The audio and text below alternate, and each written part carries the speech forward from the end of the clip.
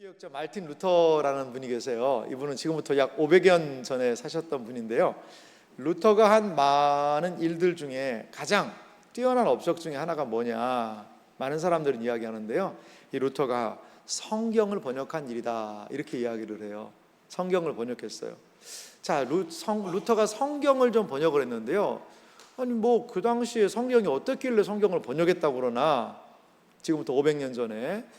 근데요, 그 루터 당시에 성경은 어떤 말로 되어 있었느냐? 라틴어라는 걸로 기록이 되어 있었어요. 라틴어. 고대 이제 로마 제국이 썼던 게 기본이 라틴어였거든요. 이 라틴어로 성경이 기록이 되어 있는데 일반 사람들이요, 그 라틴어를 잘 못 알아듣는 거예요. 여러분, 만약에요, 제가요 이 시간 이 자리에서 러시아 말로 성경을 읽고 러시아 말로 설교를 한다고 생각해 보세요. 여러분 어떻게 해요? 저 러시아 말 잘합니다 목사님. 그런 분들은 계실지 모르겠지만 일반 분들은 이게 무슨 말이나, 뭐 안나 빼트로브나 뭐 이런 얘기야, 노브리젯 뭐 이런 거 하면은 이게 무슨 소린가 하고 눈만 껌뻑껌뻑 한단 말이죠. 마찬가지였어요. 말틴 루터의 시대의 사람들은 미사 예배 드린다고 하면서도 사제가 읽는 라틴어, 심지어는요 사제들도 그때 공부를 많이 안 해서 어떤 사제들은요 자기가 읽는 게 뭔 뜻인지도 모르고서 그냥 읽는 거예요. 그렇게 예배 드렸단 말이죠. 루터가 너무나 안타까웠어요. 그 심정을 이렇게 루터는 고백하고 있어요. 자, 사람들은 자기 엄마에게서 혹은 거리에서 언어를 배운다. 나는 시장에서 쓰는 언어로 성경을 번역하고 싶었다. 이 성경을 번역한 루터의 심정의 고백을 이렇게 말하고 있다라는 거죠. 그래서요 1517년에 종교 개혁이 시작했고요, 1522년에 신약 성경을요 루터가 번역을 해요. 그리고요 1534년에 구약 성경까지 번역해서 신구약 성경 전체를 말틴 루터가 무슨 말로요? 독일어로 번역을 합니다. 말틴 루터가 성경을 독일어로 번역하는 이것 때문에요, 이 독일의 문학이 발전할 수 있었다, 이렇게 평가하는 분도 계세요. 독일 문학이 얼마나 대단해요. 우리 많은 사람들 뭐 괴테라든지 여러 많은 사람들 알지 않습니까? 그 찬란한 독일 문학은 루터가 성경을 독일어로 번역하면서 그들에게서 시작되었다라고 이야기하는 사람들이 있습니다.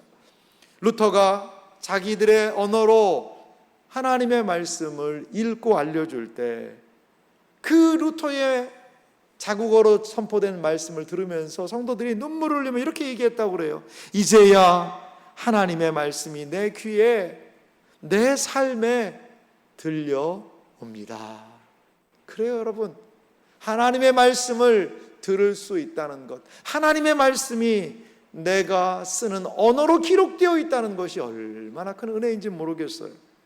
사랑하는 성도 여러분, 말씀을 읽고 말씀을 듣는 것이 복이라는 사실을 여러분 기억하시기 바랍니다. 그런데요, 말씀을 읽고 말씀을 듣고 말씀을 따라 사는 것이 복이라는 것을요 요한계시록이 선명하게 이야기하고 있다는 거죠. 여러분, 요한계시록은요 예언의 말씀이라고 보통 이야기해요. 요한계시록은 어떤 책일까요? 위기의 시대에, 그 위기의 시대를 살아갈 수 있도록 성도들에게 주어진 말씀입니다. 이 말씀은요 단순하게 계시니까 무섭고 먼 미래에 대해서 알지도 못하는 이야기를 한 게 아니라는 겁니다. 단순하게 미래의 사건을 기계적으로 적어놓은 책이 요한계시록이 아닙니다.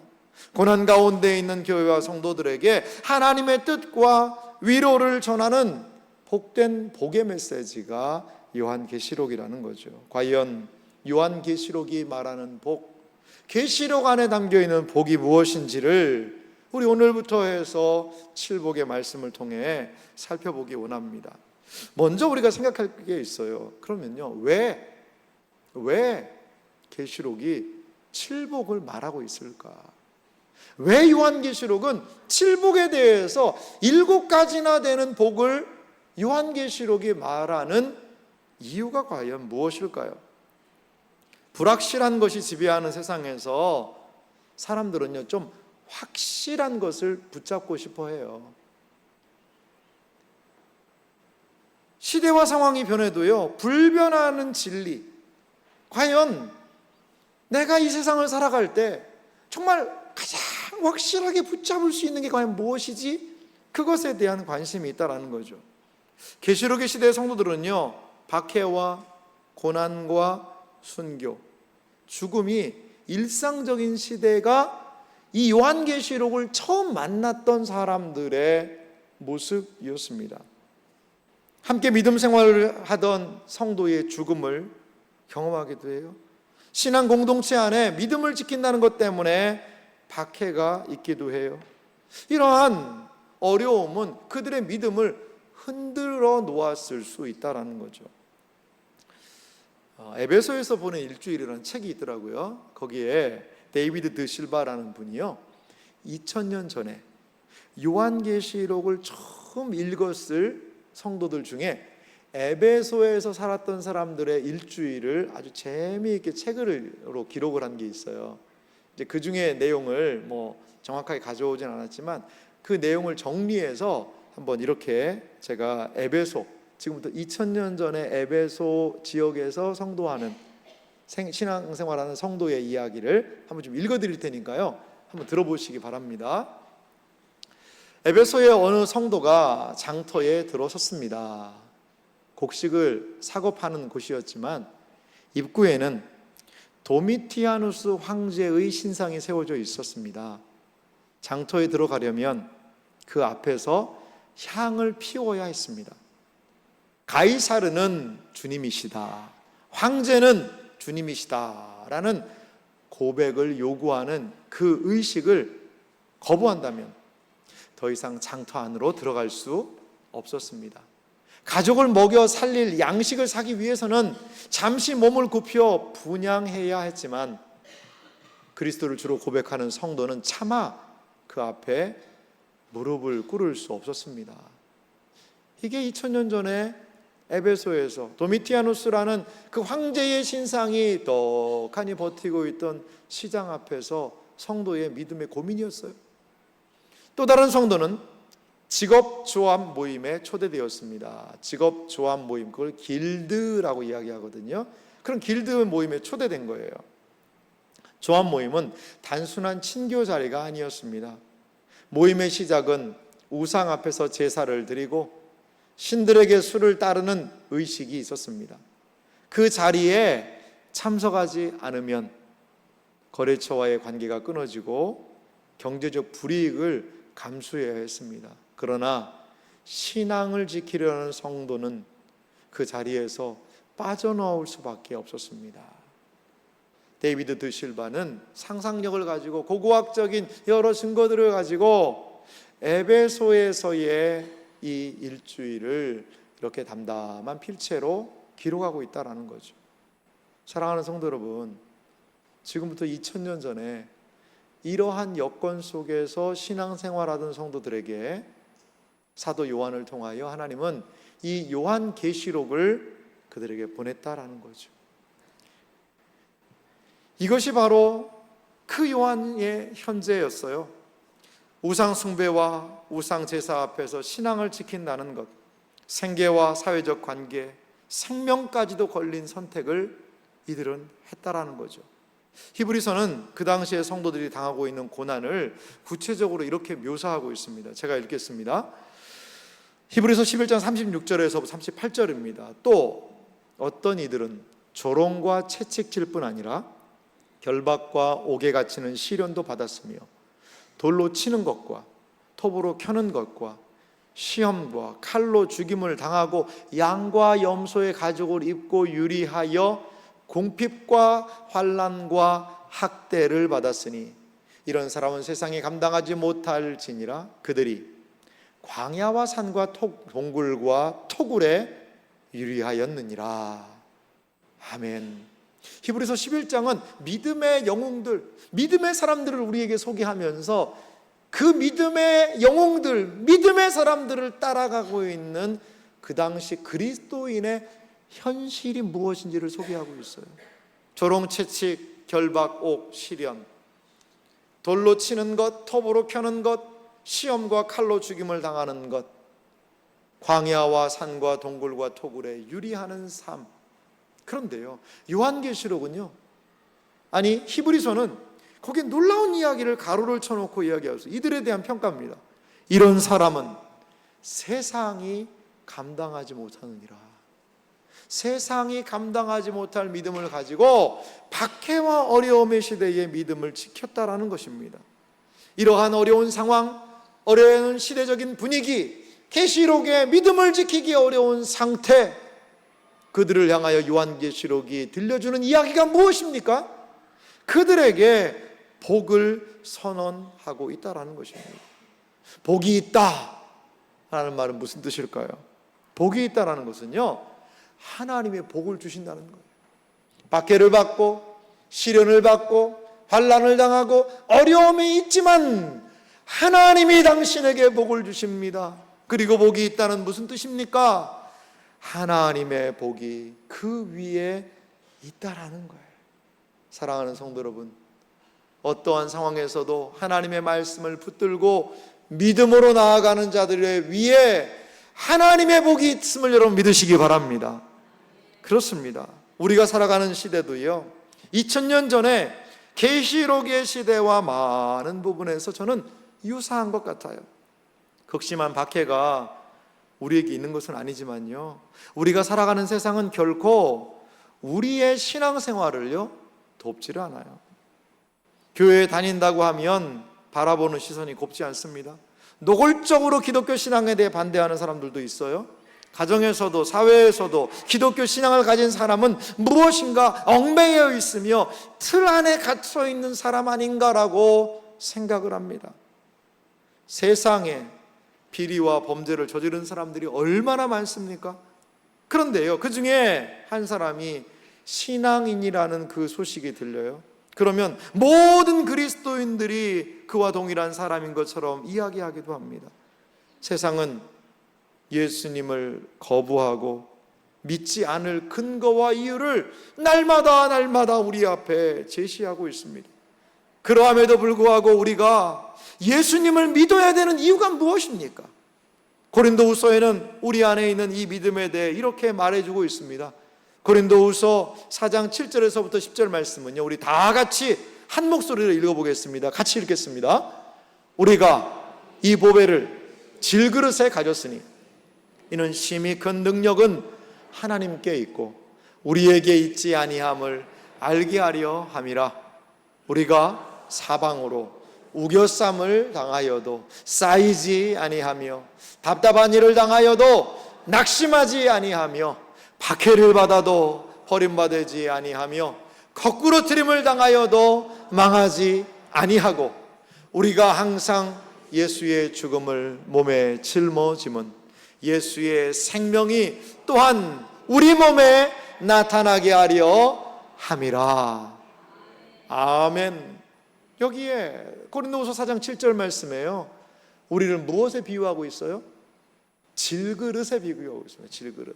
질그릇은 그렇게 좋은 그릇은 아닙니다. 그냥 흙으로 구워서 만든 일반적인 그릇이지요. 평범한 그릇입니다. 그런데 우리가요, 이 보배를 질그릇에 가졌다는 거죠. 연약함이 있고 부족함이 있고 한계가 있는 이 질그릇 안에 보배가 담겨 있다는 거죠. 무엇 때문에요? 왜냐하면 심히 큰 능력은 하나님께 있고 우리에게 있지 아니함을 알게 하려 함이라. 능력이 하나님께 있다라는 거죠. 우리의 연약함을 볼 때 내가 과연 일을 할 수 있을까? 과연 내가 이것들을 감당할 수 있을까? 우리는 질그릇과 같은 존재들이지요. 우리는요, 사방으로 우겨쌈을 당합니다. 답답한 일을 만납니다. 박해를 받습니다. 거꾸로 트림을 당합니다. 망할 것 같은, 죽을 것 같은 어려움들이 찾아와요. 하지만 오늘 고린도후서 4장은 무엇을 말합니까? 우겨쌈을 당하여도 쌓이지 않습니다. 답답한 일을 당하여도 낙심하지 않습니다. 박해를 받아도 버림받지 않습니다. 거꾸로 트림을 당하여도 망하지 않는 이유가 있다라는 거죠. 무엇 때문이죠? 예수님의 생명이 우리 안에 있기 때문이라는 거예요. 예수님의 생명이 우리 안에 있기 때문이라는 거죠. 사랑하는 이 자리에 계신 오신 성도 여러분, 우리가 이 자리에서 말씀을 듣는 이유가 무엇이죠? 왜, 무엇 때문에? 2000년 전의 박해와 어려움 속에서도 계시록의 말씀으로 위로받고 도전받았던 그들이 그 주님의 복의 말씀을 듣고 용기와 힘을 냈다면 저는 우리 시대도 동일하다고 봐요. 형편과 여건과 상황은 다르지만 우리 가운데 여전히 신앙을 지키기 위한 어려움은 상존해 있다라는 거죠. 박해를 받아도 경제적인 손해를 감수해도 몸이 아프고 힘들어도 여전히 붙들어야 할 가치가 있습니다. 여전히 지켜야 할 말씀이 있습니다. 단순한 의무감으로 지키고 따라가야 되는 것이 아니라 하나님이 거기에 복을 선언하신 말씀이 있다는 사실 여러분 기억하시기 바랍니다. 우리가 따라가야 되는 하나님의 말씀 안에 예수님의 생명이 있다는 것을 기억합시다. 시편 119편 2절은 우리에게 이렇게 말씀하고 있습니다. 함께 같이 읽겠습니다. 여호와의 증거들을 지키고 전심으로 여호와를 구하는 자는 복이 있도다. 아멘. 여호와의 증거를 지키고 전심으로 여호와를 구하는 자는 복이 있다는 사실을 믿으시기 바랍니다. 계시록이 이걸 알려주고 싶은 거예요. 요한계시록은 이 복을 한두 번이 아니라 7번이나 반복해서 이야기하고 있어요. 앞으로 우리가 살펴볼 계시록의 7복은요 단순한 약속이 아닙니다. 불확실한 세상에서 가장 확실하게 우리를 붙잡는 하나님의 말씀이라는 사실을 기억하시기 바랍니다. 2000년 전에 흔들렸던 박해와 핍박과 시련과 공동체의 어려움으로 흔들렸던 그들을 붙잡아 주었던 그 말씀, 이것을 2000년이 지난 우리도 붙들어야 한다는 것이지요. 초대교회 성도들이 이 복을 붙들고 끝까지 믿음을 지켰던 것처럼 우리도 이 계시록의 7복을 붙들고 끝까지 믿음으로 승리하는 성도들이 되시기를 주님의 이름으로 소망합니다. 그렇다면 구체적으로 요한계시록이 오늘 말하고 있는 1복, 첫 번째 복은 무엇일까요? 먼저는요, 소리내어 읽는 자들에게 성경이 복을 선언하고 있어요. 요한계시록 1장 3절 말씀을 좀 다시 보시면요, 이 예언의 말씀을 읽는 자와 듣는 자와 그 가운데 기록한 것을 지키는 자는 복이 있나니 때가 가까움이라. 아멘. 자, 여기 보면요, 예언의 말씀을 무슨 자가 등장하죠? 읽는 자가 등장을 합니다. 두 번째는요, 듣는 자가 등장합니다. 세 번째는요, 지키는 자가 복이 있다라고 세 부류의 사람을 이야기를 하고 있습니다. 여러분, 이 예언의 말씀이라는 것은 아이고 앞으로 뭔 일이 벌어질지를 미리 얘기해 놓은 그런 책만이 아닌가? 아니요, 그렇지 않아요. 이 예언의 말씀이라는 것은 단순한 미래의 사건을 이야기하는 책이 아니라 한 시대를 살아가는 방식, 어떻게 그 시대를 믿음 안에서 살 수 있을까를 분명한 하나님의 뜻을 알려주는 것이 바로 예언의 말씀이라는 거죠. 그러니까 2000년 전에 성도들이 이 예언의 말씀을 붙들고 그들의 믿음을 지키며 그 시대를 살아간 거죠. 그러면요, 여기에 등장하는 말씀을 읽는 자는 과연 누굴까요? 말씀을 읽는 자는 누굴까요? 목사님 그걸 어려운 거라고 얘기합니까? 우리들이 다 하나님 말씀 집에서도 읽고 하니까 우리 성도들 이야기하는 거 아니겠습니까? 이렇게 우리 생각할 수 있어요. 그런데요, 조금은 좀 생각해 볼 부분이 있습니다. 우리는 지금 인쇄술이 발달했고요, 이 종이라는 게 발견이 돼서 이 책을 다 개인적으로 소유하고 있죠. 성경책 다 가지고 계시죠, 여러분? 우리 성경책 없으면 얼마 돈 주고도 사기도 하고, 우리 시대에 성경책을 갖는다는 것은 큰 일은 아니에요. 근데요, 여기에서 2000년 전에는요, 이 성경을 갖는다는 것은 엄청난 일이었어요. 그때 당시에 성경은 제본이 된 이런 한 권도 아니고요, 권별로요, 양피지, 양 가죽에다가 글을 써가지고 이런 두루마리를 가지고 있었어요. 일반 사람들은요, 성경을 읽는 게 쉽지가 않아요. 쓰고 읽는 것도 몇몇 사람들, 모든 사람들이 다 쓰고 읽기가 어려웠던 시대일 수도 있어요. 그런 시대에 말씀을 읽는다는 것은 매우 어려운 일이었죠. 그렇기 때문에요, 회당이라든지 이런 데는 성경을 보관해 둬요. 그리고 성경 말씀을 직접 읽는 사람이 있어요. 그 사람이 말씀을 읽을 때에 백성들은 어떻게 할까요? 그 말씀을 잘 듣는 거죠. 그런 의미가 여기에 읽는다, 읽는 자라는 것 안에 포함이 되어 있다라는 거죠. 여러분, 교회는 어떤 곳일까요? 교회는요, 하나님의 말씀을 읽는 자들 때문에 복을 받는 곳이 교회예요. 지금 교회에서 말씀을 읽는 자라는 것은 어떤 의미가 있을까요? 하나님의 말씀을 알려주는 사람들이죠. 하나님의 뜻이 무엇인지를 선명하게 드러내주는 것이죠. 여러분, 하나님의 뜻을 알고 하나님의 말씀을 알도록 교회는 하나님의 말씀을 읽어야 합니다. 크게 선포해야 합니다. 물론 개인적으로 집에서도 이 말씀을 읽어야 되죠. 읽으면서 내 자신에게 선포하는 것이지요. 그리고 이 강단을 통하여서 하나님의 선명한 뜻이 무엇인지를 교회는 끊임없이 알려주어야 한다는 겁니다. 하나님의 말씀이 선명하게 들리는 공동체는 하나님의 온전한 복을 경험할 수 있다는 사실을 믿으시기 바랍니다. 그러면 구체적으로 읽는 자들에게 복이 있다라고 이야기하셨는데, 구체적으로 읽는 자들에게, 읽는 자에게 주는 복은 무엇일까요? 첫째는, 읽는 자는요, 하나님의 뜻을 선명하게 알게 하는 복을 누리게 된다는 거죠. 하나님의 뜻을 선명하게 아는 거죠. 이 말씀을 읽고 배우고 깨닫고 할 때 선명하신 하나님의 뜻을 알게 되는 것, 이것이 복 아니고 무엇이겠습니까? 또한 예언의 말씀을 읽는 자들에게 복은 무엇일까요? 이 예언의 말씀을 읽을 때요, 그 뜻이 증거가 될 때, 선명하게 드러날 때 신앙 공동체가 세워질 수 있다는 거죠. 어떻게 신앙 공동체가 세워질까요? 여러분, 우리가 여기 모인 걸 생각해 보시기 바랍니다. 어떻게 우리가 이 자리에 이렇게 모여 앉아 있을 수 있을까요? 그것은 하나님의 말씀을 사모해서 하나님의 말씀이 선포되니까 그 자리에 주의 백성들이 모여 그 말씀을 듣는 것 아닐까요? 사랑하는 성도 여러분, 하나님의 말씀을 분명하게 선포하고 읽을 때에 거기에 공동체, 주의 말씀의 공동체가 세워질 수 있다는 사실을 믿으시기 바랍니다. 하나님의 말씀을 읽을 때 주어지는 복의 가장 중요한 부분은 저는 이거라고 봐요. 먼저가 선명한 하나님의 뜻을 알게 되고, 주의 공동체가 세워짐과 더불어 가장 중요한 것은요, 하나님의 말씀을 읽는 그 자리, 하나님의 말씀의 뜻을 알려주는 그 자리에 하나님의 충만한 임재하심이 있다는 사실을 믿으시기 바랍니다.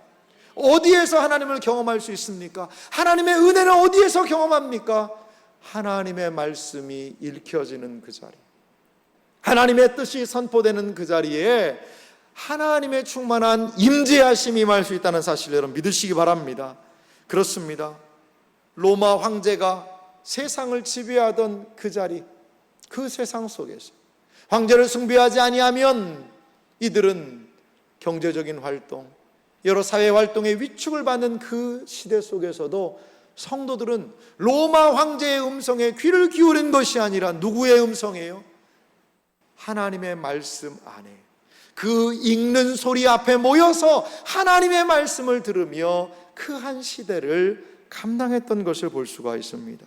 사랑하는 성도 여러분, 하나님의 말씀이 읽혀지는 그 자리, 하나님의 말씀이 선포되는 그 자리에 찾아 나와 하나님의 말씀을 들을 수 있는 여러분들이 되시기를 주님의 이름으로 소망합니다.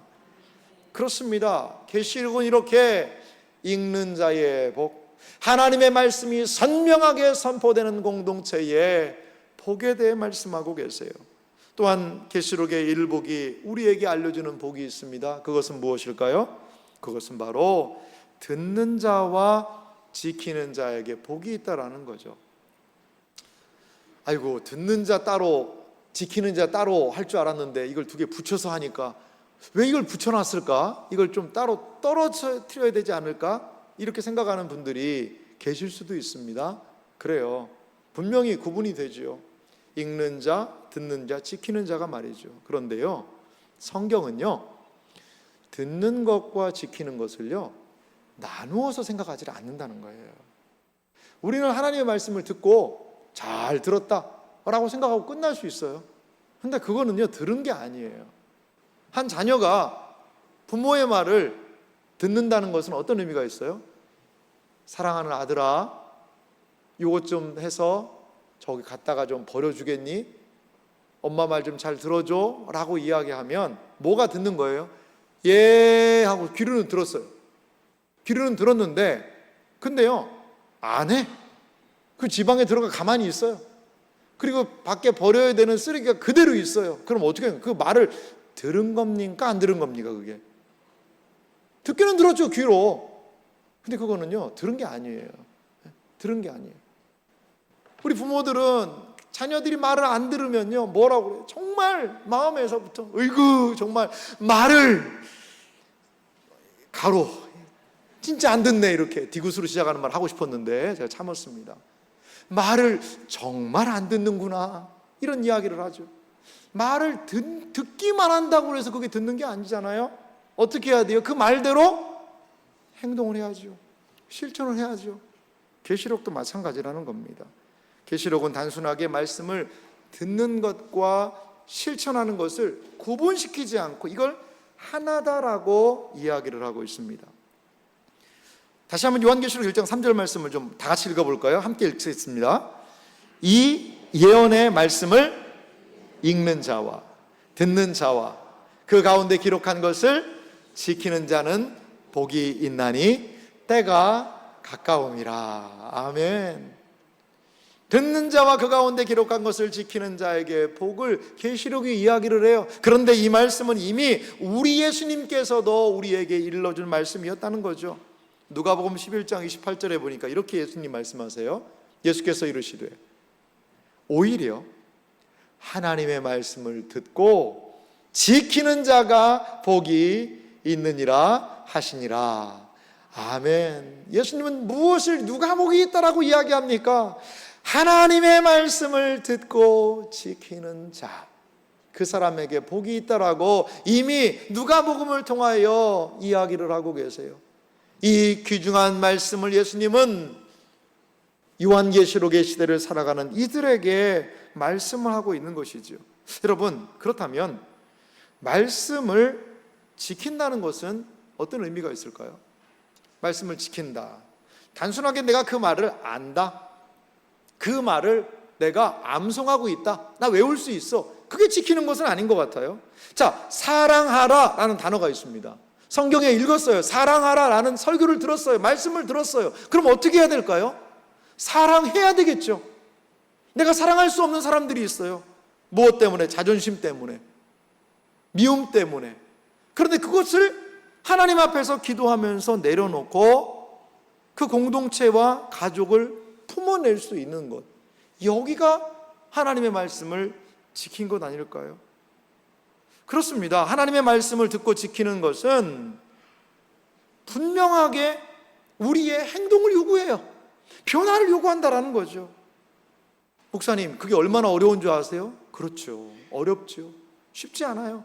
말씀대로 지키며 순종하며 산다는 것이요, 쉽지는 않아요. 그런데요, 오늘 요한계시록은 그렇게 말씀을 지키며 살아가는 삶에 무엇을요? 복을 두셨다라는 겁니다. 하나님의 말씀에 순종하는 것은 복의 길을 걷는 것입니다.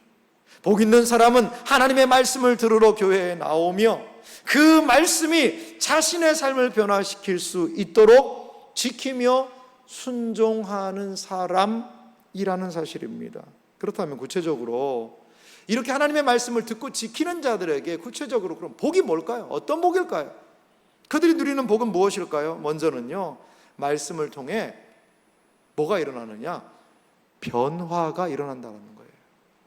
하나님의 말씀을 듣고요, 그 말씀대로 내가 한번 살아보자 라고 결심하며 결단하며 움직이게 될 때 뭐가 일어나느냐?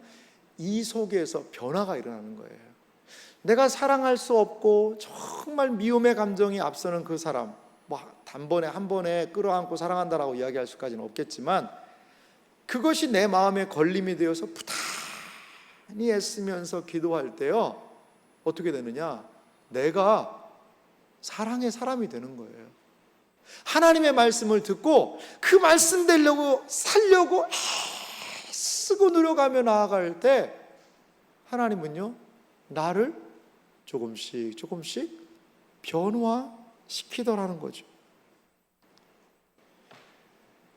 그렇습니다. 하나님의 말씀을 듣고 지키는 자가 복이 있지 않습니까? 예수님의 말씀처럼 말이죠. 말씀을 지킬 때 우리의 관계가 회복이 됩니다. 우리의 마음이 새로워집니다. 우리의 삶의 방향이 바뀌게 됩니다. 말씀을 지키는 것은 곧 하나님의 우리의 삶의 실제적인 변화와 성숙으로 하나님의 말씀은 우리를 이끌고 있다는 것입니다. 말씀을 지킬 때, 그 말씀을 순종할 때에 우리에게 주는 복이 무엇일까요? 그것은요, 저는 견딜 수 있는 힘을 이 말씀이 준다고 봐요. 요한계시록 14장 12절에 이런 말씀이 있는데요, 다 같이 읽어볼까요? 함께 읽습니다. 성도들의 인내가 여기 있나니 그들은 하나님의 계명과 예수에 대한 믿음을 지키는 자니라. 아멘. 보십시오. 하나님의 계명, 예수에 대한 믿음을 지키는 자, 그들을 향하여서 무엇이라고 얘기하냐면 인내가 여기 있대요. 하나님의 계명과 예수에 대한 믿음을 지킬 때 무엇이 발생합니까? 인내가 생기는 거예요. 저는요, 한 가지 일을 꾸준히 하시는 분들을 보면 참 대단하다라는 생각이 들어요. 어떻게 그렇게 할 수 있을까? 그 힘은 과연 무엇일까? 믿음 생활을요, 끝까지 인내할 수 있는 그 힘은 어디에 있지요? 하나님의 말씀을 한번 순종해 보라는 거예요. 아이고, 그거 어떻게 해요? 라고 접어놓지 말고 그 말씀을 어떻게든지 살아내려고요, 분투해 보라는 것이죠. 그때 거기에서 무엇이 발생한다는 거죠? 인내할 수 있는 힘이 그 안에 있다는 사실을 믿으시기 바랍니다. 여러분, 하나님이 말씀해 주시는 그 도전을요, 저버리지 마세요. 그리고 그 말씀을 붙들고 한번 살아보세요. 말씀을 읽는 것, 예배 자리에 나오는 것, 주의 말씀이 선포되는 그 자리에 나오는 것, 새벽부터 진행되어지는 새벽 사경회를 깨우며 나와서 그 말씀 앞에 서는 것, 이러한 순종의 모습을 통하여 우리 안에 하나님의 말씀을 따라 살 수 있는 힘, 시대를 거스르며 살 수 있는 힘이 말씀을 지키는 그 안에 있다는 사실을 여러분 믿으시기 바랍니다. 이렇게 말씀을 지키는 자들에게 임하는 또 하나의 복이 있는데요, 하나님의 약속이 최종적으로 이루어질 거예요. 우리에게 주어진 약속은 무엇입니까? 이 세상이 다가 아니고 새하늘과 새 땅에 영광스러운 은혜가 있다는 것을 우리 알고 있지 않습니까? 이것을 어떻게 선명하게 우리 안에서 소망할 수 있을까요? 하나님의 그 말씀을 지키면서 말이죠. 사랑하는 이 자리에 계신 여러분, 하나님의 말씀을 지키는 자들에게 하나님은요, 복을 걸어두셨어요. 어떻게 나의 모난 모습에 변화가 일어날 수 있을까요? 어떻게 마음과 생각을 지키면서 이 세상에서의 삶을 살아갈 수 있을까요? 하나님의 말씀을 지키는 자에게 약속된 복, 그것은 2000년 전에 박해와 시련 속에서 성도들이 세상을 이기며 믿음으로 끝까지 나아가서 우리에게 기독교 신앙을 이어준 것처럼 이 시대를 살아갈 때에 이 하나님이 약속하신 복과 은혜는 우리를 이 세상 속에서도 믿음의 사람들로 세워줄 수 있을 줄 여러분 믿으시기 바랍니다. 꽃들에게 희망을이라는 책이 있어요. 트리나 폴러스라는 분이 이 책을 지었는데요, 책 표지가 이렇게 생겼어요. 한번 보실래요? 이게 노란색 표지입니다. 노란색 표지인데요, 거기 나비가 있고 밑에 이분이 글을 쓰고 직접 그림도 그리셨어요. 참 재능이 있으신 분인데요, 그런데 거기에 보면 애벌레가 2마리 있어요. 이 책의 주인공들이에요. 주인공들. 하나는 노랑 애벌레, 또 하나는 줄무늬 애벌레, 호랑 애벌레라고 책에 나오기도 합니다. 그런데 어느 날 큰 나무에 이 알에서 호랑 애벌레가 탁 알을 깨고 태어났어요. 그리고서는 알을 깬 이 애벌레가요, 나뭇잎을 이렇게 먹기 시작해요.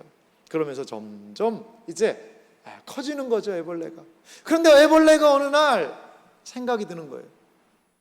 내가 여기에서 이 큰 나무에서 먹을 것도 많고 편안하고 좋은데 과연 여기에만 있는 것이 먹고 자고 하는 것이 참 이거보다 더 큰 의미가 있지 않을까? 그래서 이 세상을 경험해 보기로 생각합니다. 그래서 그 나무에서 엉금엉금 기어 내려와 가지고요, 들판을 향해 이 애벌레가 여행을 떠났다라는 얘기예요, 여러분. 여행을 떠났다는 얘기. 많은 것들이 있었는데요. 근데 애벌레가요, 이상한 걸 보게 돼요. 다음 사진 한번 보실래요? 이런 걸 보게 됩니다. 여러분, 이게 뭘까요? 저 위에 있는 건요, 구름이에요, 구름. 구름 위에. 그리고 거기에 수많은 벌레들이요, 이 높은 벌레 기둥을 타고 올라가서 구름 속으로 가고 있는 거예요. 그러니까 이 애벌레가요, 아하, 저기 안에는 뭔가 있겠구나. 뭐가 있겠구나. 그러면서 저 벌레들의 구름 기둥을요, 벌레들의 그 기둥을요, 그냥 올라가는 거예요. 그런데요, 높이 올라가려면 어떻게 해야 돼요? 높이 올라가려면 어떻게 해야 됩니까? 다른 벌레들을 막 밟고 올라가야 돼요. 누르고 올라가야 돼요. 땡기고 올라가야 돼요. 그래야 내가 올라가죠. 그러면서 저 위로 올라가려고 그래요. 이 애벌레도 내려갔다가 다시 내가 저 위에는 꼭 가봐야 되겠다라고 해서 꼭대기에 올라가거든요. 맨 꼭대기에 올라갔는데 이 벌레가 드디어 천신만고 끝에 정말 고생하면서 그 구름에 닿아 있는 벌레들의 꼭대기에 탁 올라갔어요. 그런데 거기에서 한 소리가 들리는 거예요. 꼭대기에서 조그맣게 속삭이는 이런 소리를 들어요. 제가 읽어드릴게 들어보십시오. 꼭대기에서 조그맣게 속삭이는 소리가 들렸습니다. 이곳에는 아무것도 없잖아. 그러자 또 다른 목소리가 대꾸했습니다. 조용히 해, 이 바보야. 밑에 있는 놈들이 다 듣겠어. 우린 지금 저들이 올라오고 싶어하는 곳에 와 있단 말이야. 여기가 바로 거기야. 거기야. 꼭대기에 올라갔어요. 뭐가 있어요? 아무것도 없어요. 한 사람이 그러더라고요. 내가 10억을 벌면 인생 성공하지 않았을까? 열심히 해서 10억을 벌었대요. 통장 잔고가 10억이 되는 날, 우와, 10억 벌었다 라고 할 줄 알았대요. 근데 별로 안 기쁘더래요. 근데 그게 뭐지? 큰 집을 사면, 좋은 차를 사면, 내가 돈을 많이 벌면, 성공을 하면 무엇인가 거기에 있을 거야 라고 많은 사람들이 그 구름 꼭대기까지 올라가죠. 그런데 어떤 사람들이 얘기해요. 여기 아무것도 없잖아. 조용히 해, 바보야. 우리가 저 사람들이 지금 누리고 싶어하는 저 사람들이, 저들이, 저 벌레들이 여기에 올라오고 싶어 한단 말이야. 이 애벌레는 그 꼭대기에서 내려오기 시작합니다. 내려오기 시작해요. 그리고 호랑 애벌레는 그들이 추구하는 그 높은 길이 아니라 다른 길을 가요. 그게 어디냐? 고치가 되는 거예요. 고치. 쉽게 말하면 번데기가 되는 거예요. 번데기. 그래서 호랑 애벌레는 자신의 삶을 죽음과 같은 거기에 맡기면서요, 고치 안으로 들어가서 번데기가 탁 되는 거죠. 거기에서 뭐가 나왔을까요? 호랑나비가 나왔어요. 꽃에게 누가 희망을 줄 수 있을까요? 나비가 희망을 줄 수 있지 않겠습니까? 말씀을 듣고 지키는 자는, 지키는 우리의 길도 이 호랑 벌레가, 그 줄무늬 벌레가 걸어갔던 그 길과 같은 것을 우리도 걸어가야 되지 않을까, 이러한 생각이 들었습니다. 세상은 우리에게 성공, 돈, 쾌락, 그런 행복을 쫓아가라고 늘 이야기를 합니다. 이게 진짜라고. 하나님의 말씀은 그 길이 아니라 고치 속으로 들어가는 것을 때로 보여주는 것 같아요. 인내해야 되고 참아줘야 되고, 내가 죽는 길이에요. 자기 부인의 길이에요. 때로는 나의 생각과 기준을 내려놓아야 하고 내 자존심을 버려야 하고 나를 부정하는 것처럼 보이기도 합니다. 그러나 말씀 앞에 순종하는 그 길은 죽음이 아니라 새로운 생명으로 이어지는 길임을 여러분 믿으시기 바랍니다.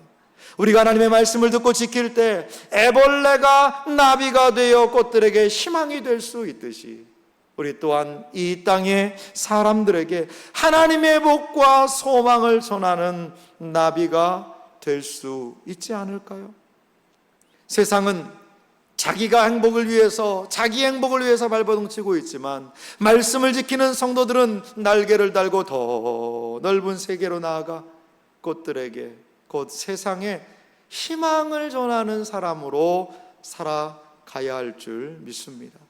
사랑하는 여러분, 말씀을 붙드시기 바랍니다. 말씀을 듣고 지키는 그 길, 비록 고치에 들어가는 것처럼 보이지만 하나님의 복을 선언하는 길이며 결국 나비가 되어 세상에 생명을 전하는 복된 길이 거기에 있다는 사실을 여러분 기억하시기 바랍니다. 고린도후서 4장 17절과 18절 말씀을 우리 다 같이 읽어볼까요? 함께 같이 읽겠습니다. 우리가 잠시 받는 환난에 경한 것이 지극히 크고 영원한 영광에 중한 것을 우리에게 이루게 함이니 우리가 주목하는 것은 보이는 것이 아니요 보이지 않는 것이니 보이는 것은 잠깐이요 보이지 않는 것은 영원함이라. 아멘. 사랑하는 성도 여러분, 예언의 말씀 안에 복이 있음을 믿으시기 바랍니다. 예언의 말씀 안에 복이 있습니다. 세상의 길에서 많은 사람들은 복을 찾기 원해요. 세상의 소리에 반응하며 그 길로 가기를 원합니다. 하지만 여러분 기억하십시오. 신자가 누구입니까? 믿음은 무엇입니까? 하나님의 말씀을 지키는 것 안에 나의 복이 있다는 사실을 믿으시기 바랍니다. 거기에 복이 있는 거예요. 여기에 복이 있다, 저기에 복이 있다, 이것이 복된 삶이다라는 이 세상의 가르침과 소리가 커지는 것이 아니라 하나님께서 우리에게 주신 이 음성과 소리, 하나님의 말씀을 읽고 그 말씀을 듣고 그 말씀을 지켜 사는 그 길, 거기에 참된 복이 있단다. 우리 아버지 하나님의 말씀에 우리가 순종하며 거기 안에서 복과 생명을 발견하며 나아가는 여러분들이 되시기를 주님의 이름으로 축원합니다. 우리 이 시간 같이